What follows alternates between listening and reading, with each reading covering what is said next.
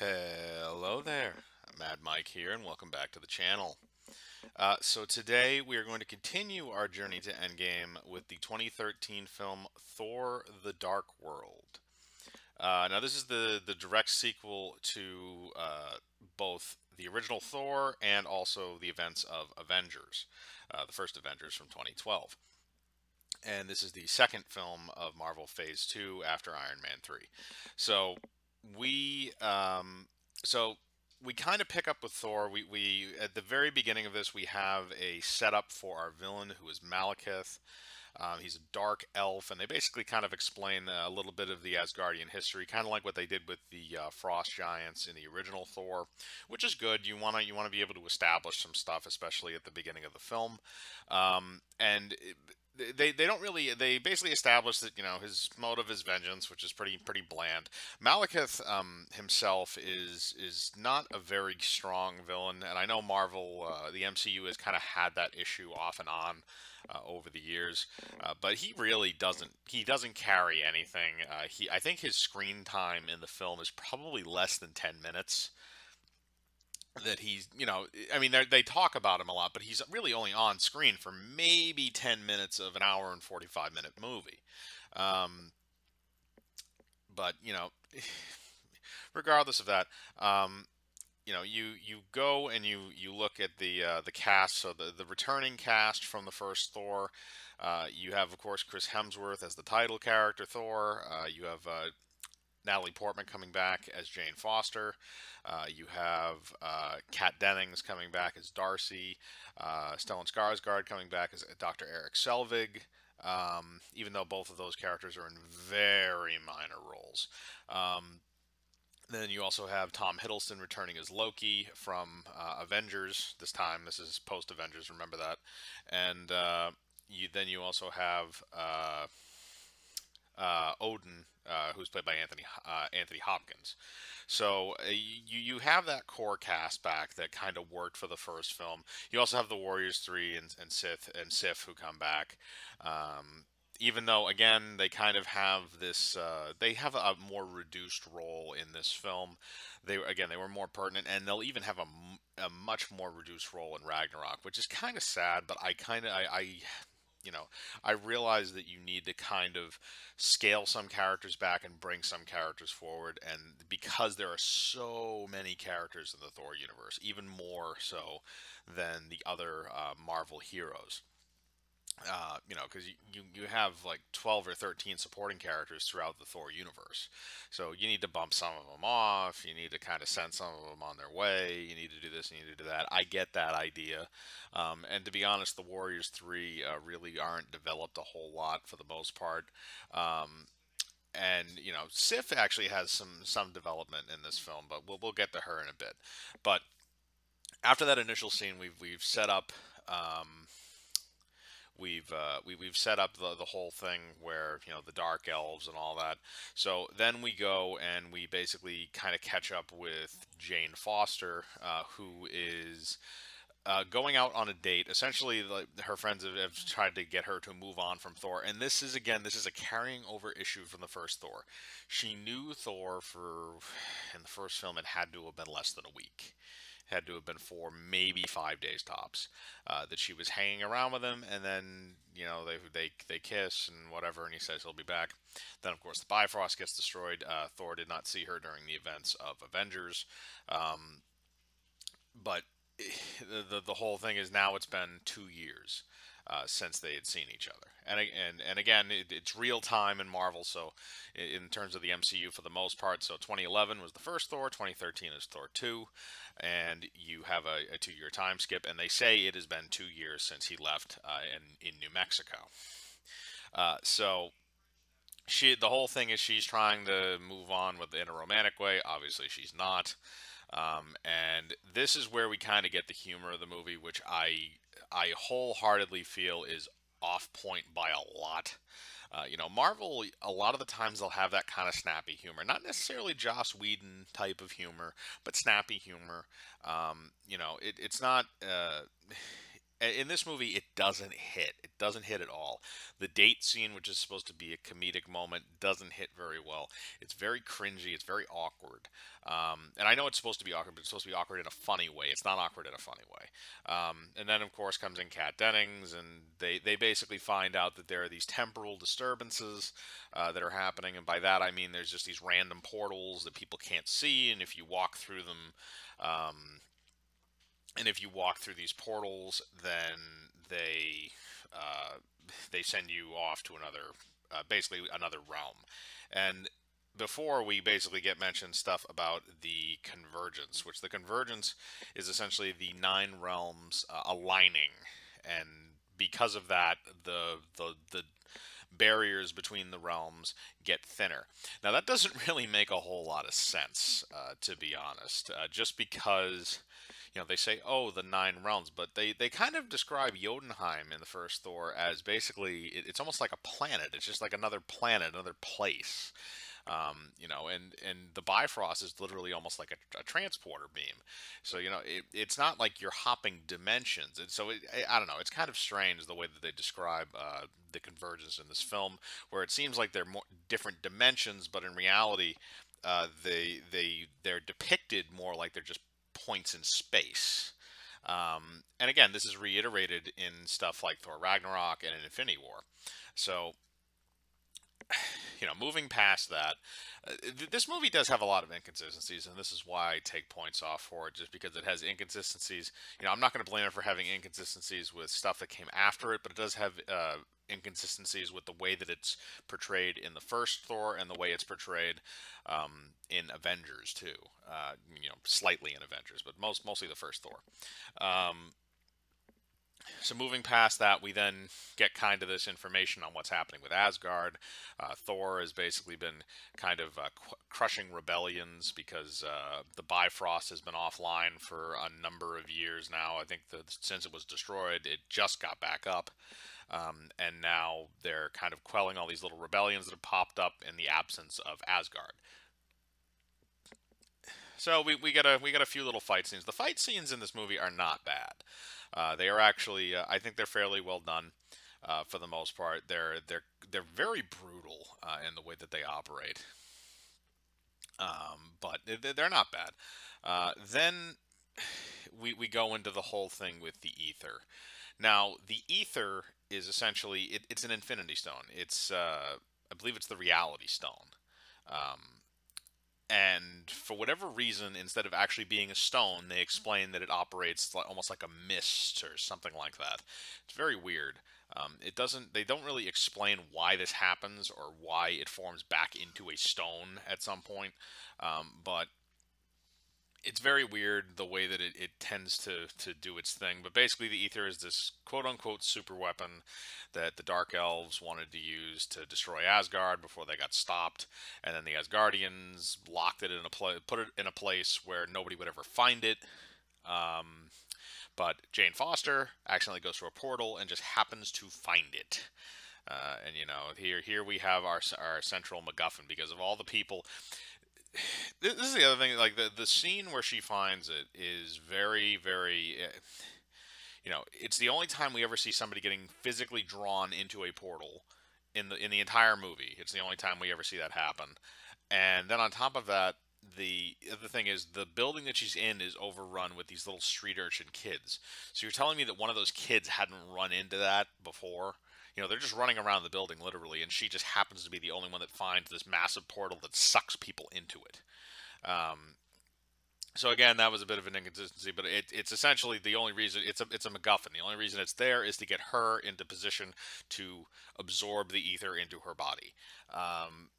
So that's what happens, and then she goes back through the portal and finds out that apparently 5 hours have passed. And again, this is nothing that gets reiterated later on about, oh, there's time dilation. So if you go here and then you come back, it's like it's a certain amount of time. Even though you're spending 5 minutes there, 5 hours have passed here. They never explain that again. It's just kind of strange. There's a lot of stuff that gets said in passing in this movie that really doesn't make a whole lot of sense. But moving on from that, because she disappears and Heimdall can't see her because Thor basically has Heimdall keeping tabs on Jane Foster, um, Thor decides to come back to Earth and see if she's okay. So now we have the reintroduction, and again, this woman has been swooning over a guy she knew for 4 days. 4 days. Either this is a lonely woman or this is a stalker. I don't know which one it is, but she's one of the two. And extremely lonely, and I doubt that Natalie Portman is extremely lonely because she is hot. But going back, she's obviously very obsessed. Um, but going back, they basically Thor takes her back to Asgard. They try to get the ether out of her. They can't do it.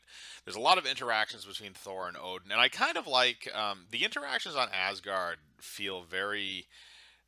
It feels very medieval in a way, and I don't blame the movie for that in terms of the way it operates, just because Thor hasn't really had that much experience on Earth. Like I said, he was only there for like 3 or 4 days in the first Thor, and then he was there for again another 3 or 4 days in Avengers. So he really hasn't gotten the lingo quite down yet. But I think he's there pretty frequently in between Thor: The Dark World and Age of Ultron, and then Thor Ragnarok. He's there. He's there fairly frequently. So he kind of gets it down by Age of Ultron. He's a lot more comfortable. He acts more like somebody from Earth. And then by Ragnarok, he's essentially he's almost fully assimilated, where he's joking and he's less serious and a bunch of other stuff. So there's a progression there, and he's still he hasn't progressed that much since the first Thor and Avengers at this point in terms of his mannerisms. He's still very much uh, uses his Asgardian mannerisms, but they have pulled back his arrogance, which is good because it shows that he's maturing as a character, and that's what you want. And he didn't really have that much of it in the first Avengers either, and we kind of see that change in him at the end of at the end of the first Thor film, but they don't reiterate it. They don't trump it up here. So now we have the attack on Asgard, which is what kind of ramps the plot up. Oh, and it's fair to note that Tom Hiddleston as Loki has basically been confined to a prison cell now because of what happened in Avengers, and Odin has stated that he will keep him there until he dies. So that's pretty fair. But back to the Dark Elves. The Dark Elves basically send in this thing. They have these devices that essentially turn them into these huge berserker creatures that eventually the berserker stuff will like consume them, but they're very very powerful for a certain amount of time. Um, and they don't specify like the amount of time because this guy changes and he changes for the whole movie. I believe his name is Algrim, and so he sneaks. He basically sneaks in as an Asgardian prisoner. He takes this thing. He then breaks all the prisoners out of the Asgardian dungeon except for Loki, and then proceeds to take out Asgard's defenses from the inside, so that, or the specifically the shield that goes around the Asgardian castle, so that Malekith and his now cloaked ships can enter into Asgard and destroy it. Now, the battle strategy is perfect. I like the idea. The only thing that doesn't make sense to me is that he's literally inside the main palace, inside the dungeon, probably one of the most heavily guarded places in Asgard, and it doesn't really feel like there are a lot of Asgardians, when in reality there is an army of them, and we see this in Ragnarok when Hela takes out the entire army of Asgardians that's led by Hogun. So. You don't really get the gravity of it. You see, like, there's a scene where, like, there's a couple dozen Asgardians fighting some of the Dark Elves and stuff like that, but you never get the gravity of the situation. And I don't know if that was just because they didn't want too large a set piece, or just because of the sets maybe being too small where they were filming. But it doesn't do a lot to provide confidence in Asgardian defenses, seeing as how they're supposed to be the rulers of the realm, and they've defeated so many enemies in the past and whatnot. The other thing is Anthony Hopkins as Odin. Even though I like Anthony Hopkins as an actor, there were some inconsistencies in the first Thor, but he was all right. In this one, he has devolved, I would say, as a character. He has these really interesting interactions with Thor, where now they're conversing on a more intellectual level than what it was before. But at the same time, now what we have is that Thor is, uh, Odin has Thor basically points out that Odin is just biding his time after the attack, uh, because Asgardian defenses can't stop them because they've proven that they can't stop them, and now they don't even have the shield for the castle, so they're screwed if they come back. And Odin has basically said, "Oh well, we'll fight until the last breath and whatnot and whatnot." And Thor offers a counter plan, which Odin says is way too dangerous. But regardless, it's a very it shows that Odin really doesn't have that much of a strategic mind, which is concerning considering that he's been the king of Asgard for so long. It makes you kind of think that maybe Odin's gone senile. But again, it feels like it was badly written. I don't knock Hopkins for his performance, but it was badly written. Now we go back to one of the main set pieces, which again is kind of the call to action and the thing that brings Loki and Thor back together, which is the death of their mother by Algrim, the berserker guy, to protect Jane Foster. Now, there, this scene and the scenes immediately following it are kind of weird from a musical standpoint because it's one long montage. So Hela is killed, or Frigga is killed. Then Thor comes in, lightnings Malakath in the face. Him and Algrim escape, but the, Odin goes up to Frigga. He holds her. She's dead. All that. And then they have the funeral. They go from the funeral scene, and then it leads all the way up. And the next time we actually have a spoken line of dialogue is maybe 2 minutes later, where Thor is discussing the how to defend the castle with how to defend Asgard with Odin. The conversation I just mentioned. And the thing is, the music doesn't really change all that much tonally from that scene all the way until then, and it doesn't get really somber. It's very strange. I think the musical choices in this movie were very odd in the way that they were depicted. But moving on, again, this is just me nitpicking some little things that I saw because this movie is not one of the better Marvel movies. I think this is one of the worst Marvel movies to come out of the MCU, just because it doesn't do anything better than the first Thor did in many ways, and some stuff it does worse. But back to the plot. Thor basically comes up with this plan, and the one that he told Odin basically, but then he comes up with a way to execute it so that they can escape Asgard and attack Malakath and destroy the Ether. So basically, they break Loki out of jail because he's the only one that knows a path out of Asgard that is not the Bifrost, and Heimdall cannot transport them because he's bound to the king. So the Warriors Three, Thor, Jane Foster, and Loki break out of the castle, and Thor, Loki, and Jane Foster wind up taking this small little ship after they've distracted the Asgardian soldiers, and they take it to the Dark World with I believe is pronounced Selfenheim or Selelfheim. I don't know exactly how it's pronounced. They just call it the Dark World in the film, even though they have the actual name of it up on the screen. They never actually say it, which is kind of strange because they say stuff like Jotunheim and things like that in the film, but they will not, for whatever reason, they don't say the actual elf homeworld. Maybe it's because it sounds goofy. I don't know, but they do put it up there.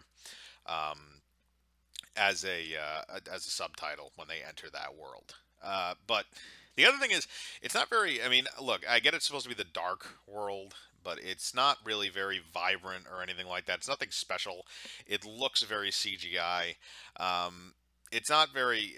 This is kind of a dark movie in terms of its color palette. It has a color palette similar to like a DC movie. which doesn't really make it jump out at you like other films did. It even has a duller color palette than the original Thor, which is kind of hard to do, especially for Marvel. I'm glad they kind of upped that in Ragnarok, where there was a lot of colors, a lot of bright colors in that movie to kind of make the scenes pop out. But going back, Thor and Loki basically come up with this plan when Jane Foster's unconscious. Um, and they don't, obviously, so they don't tell her, and they institute this plan. Now, why they didn't tell her, I have no idea. They never say that Malekith can read minds or anything like that. So why this happens, I don't know. So they have this whole thing where Loki pretends to betray Thor and give up Jane Foster, so that Malekith will take the ether out of her, and in turn Loki will watch Malekith destroy Asgard. So the plan works, and Thor tries to destroy the ether. He can't, and it gets absorbed into Malekith's body.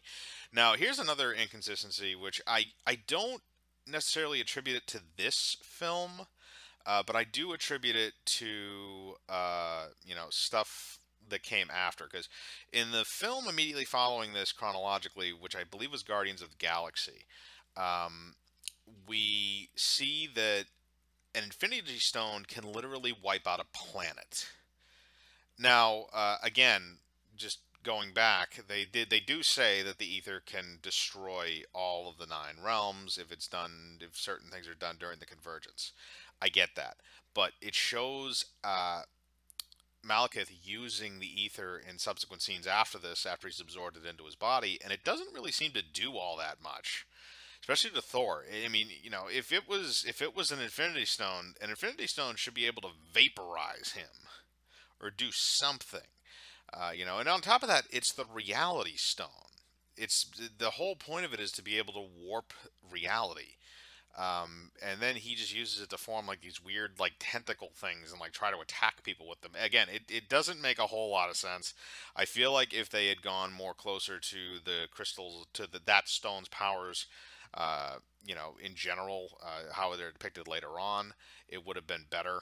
But they chose not to, and it's very, very strange, and it seems like it's underpowered because again, they use, I believe it's the Life Stone in Guardians of the Galaxy, and they say if Ronan, when Ronan the Accuser gets it, if he touches the surface of a planet, he'll kill everything instantly. Okay, so the Life Stone can kill a planet instantaneously by touching it, but the Reality Stone can shoot little tentacle things and it doesn't do anything. It just seems very, very underpowered for an Infinity Stone. And they don't really reveal that it's an Infinity Stone until the post-credit scene, but regardless, knowing that on, post final battle, knowing that makes it even weirder. But Malekith, he goes, basically he takes his ship and he goes to Earth in order to destroy the other nine realms, because for some reason that's where the convergence is the weakest. But in the meantime, our B plot has been going on with Darcy, her intern, even though she's an intern. Again, it's another joke that doesn't really land.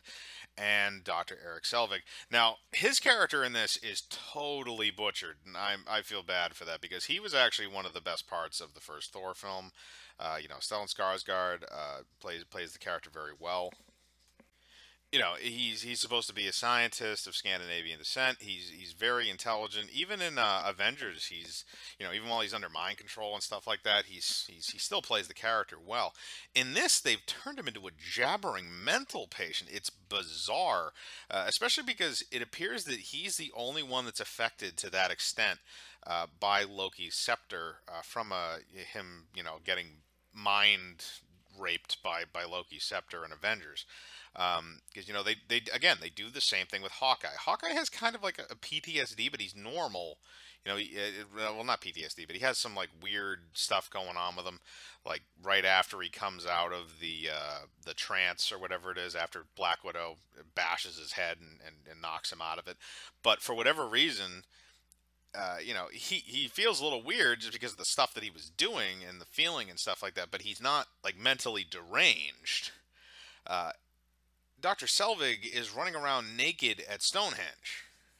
It's very, very weird.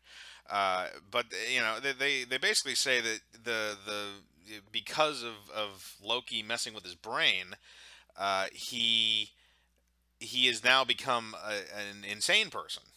And it's very, very weird to see. And it's a shame for that character because I think this is if I remember correctly, this is the final time that we do see that character in the MCU to date. I don't know if they'll bring him back again for something else, but we really only see him in Thor, Avengers, and then Thor: The Dark World. Um, Now going back to the main plot line, Malekith gets away and Algrim stays behind to fight Thor and Loki. Now, Loki is busy dispatching some other Dark Elves while Thor is getting the living shit beaten out of him. So Loki saves Thor by jamming a sword through Algrim's back, but Algrim is still alive because he's a berserker. I don't know why Loki didn't just cut his head off. Well, actually, I do know why he didn't just cut his head off because it happens later, but Algrim uses the sword that's through his chest and then impales Loki on it before Loki activates one of the grenades that's on Algrim's side. And they have these weird special grenades that like suck people into like a mini black hole. It's kind of strange. But he basically used those and Algrim gets sucked into it and killed. Now, Loki then proceeds to quote unquote die in Thor's arms after this, and Thor is eternally grateful and all that or whatever, and he mourns his brother's death. Although but as usual, in a later scene, we see that Loki has taken the form of an Asgardian soldier, goes to Odin, and says that Loki has been killed. So he's alive. He faked his own death to kind of fly under the radar, so he wouldn't have to go back to jail.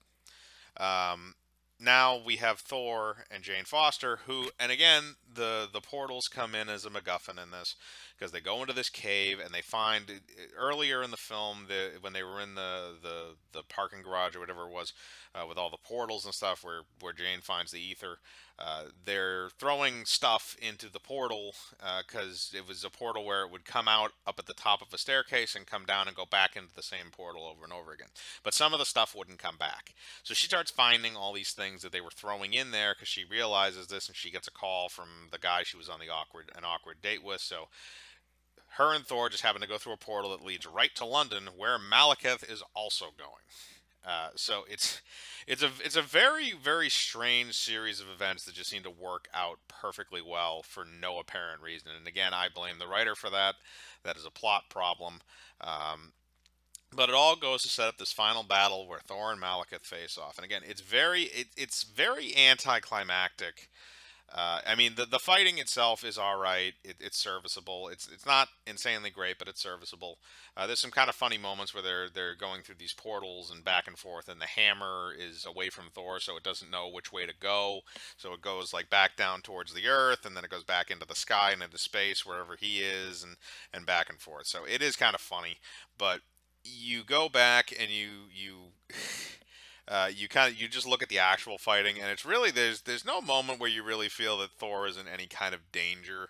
It's very anticlimactic, and then they kill Malekith with these temporal devices that Eric Selvig has, which again feels like the only reason he was in the movie was so those devices could come in the final act.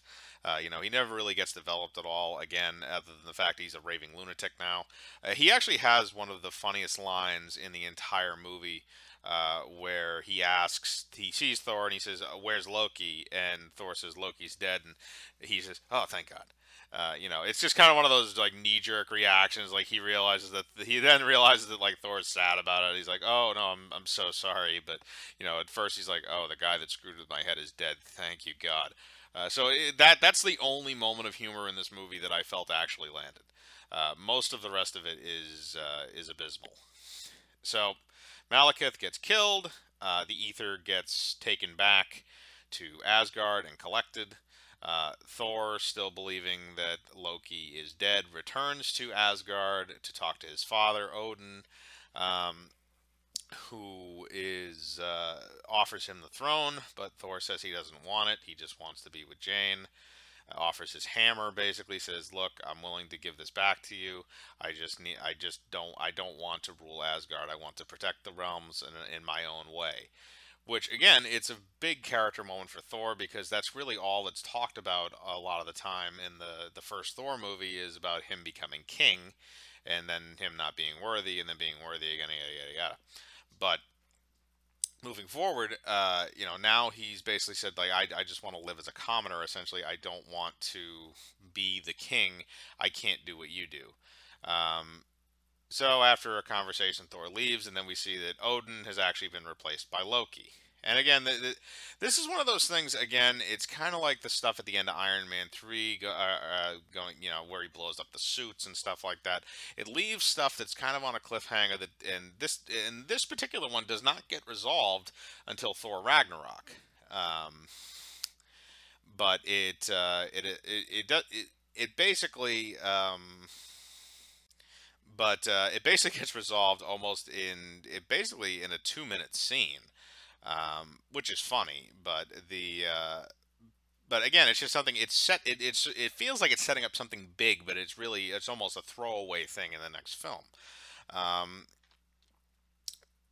but moving past that, then they have this post-credit scene where they're Frandal and Volstagg are both the two of the Warriors Three are talking to the Collector because they want to give him the ether because they don't want the ether and the Tesseract to be in the same place. It's not good to keep two Infinity Stones in the same place.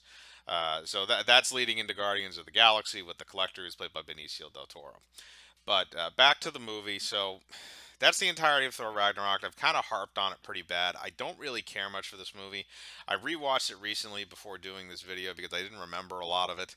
Um, so much like a lot of the other movies on the list so far too, I've also rewatched. But I wanted to make sure this one was fresh because all I remember about it was that it was so forgettable. And now I remember why it was so forgettable because nothing in this movie really stands out. It doesn't, aside from Chris Hemsworth and Tom Hiddleston. Nothing really no characters stand out in this movie. There's not really a whole lot of development. Idris Elba kind of does as Heimdall, but for the most part, he doesn't either. So the whole film is just basically kind of like a bleh. It doesn't really stick at all. Um, the villain's not memorable. The stakes, even though they say they're really high, you don't really feel like they are in the film. The palettes and the colors don't stand out to you. There's nothing that really sticks to you in this movie, and that's kind of why I think I've forgotten so much about it since watching it. Is that there's nothing there. There is some substance in the film, and we do have some character development. It's played very seriously. That's the other thing is that the seriousness in this movie, it feels almost like a DC film. It feels like an early DC film, like a Man of Steel or a Batman v Superman in terms of the tone, and maybe that's because I've come to expect a certain amount of comedy from Marvel films, uh, and in this movie had it very seldom. It probably had the least amount of comedy I would say for a Marvel film that I've ever seen. And the first Thor had a good amount of comedy, and a lot of it worked. Some of it was kind of cringy, but a lot of it worked. This movie really, I can only think of a few scenes. The awkward date scene at the beginning. The scene where Thor meets Selvig, and a handful of other small scenes where there's comedy. But aside from that, there really isn't that much. The only other thing that this also does is it builds up the relationship between Thor and Loki as brothers. And Thor, by the end of it, Thor has trusted Loki again, and Loki has died. But Loki has done his usual thing where he tricks Thor, and now he's the ruler of Asgard, but he's just masquerading as Odin. Um, but there are drawbacks in this movie. Jane Foster is not a very compelling character. Her motivations are that of a stalker, which is weird. Again, this is Natalie Portman. This is somebody who won an Oscar, and this movie it doesn't fit. It doesn't fit well at all. Um, it's Kat Dennings again does not need to be in this movie. They ruin the Eric Selvig character. Odin again. There's very weird dialogue and decision making from him. They kill off Frigga, basically for a plot point, which I don't have too much of a problem with that one actually, but it's something to mention. But overall, this movie is essentially is an unforgettable mess. Or it's sorry, it's a forgettable mess, which is even worse. At least an unforgettable mess, you remember how bad a movie is. With this, you don't even really remember the film. I mean, like I said, I watched it not long ago, and I, st- there's still parts that I'm thinking of now. Like, oh, now I remember that. Now I remember that. Uh, but they were just things that have faded away because it's such a forgettable film. Um, but going into giving it a score, um, I'm gonna have to give this movie 3.5 severed Thor hands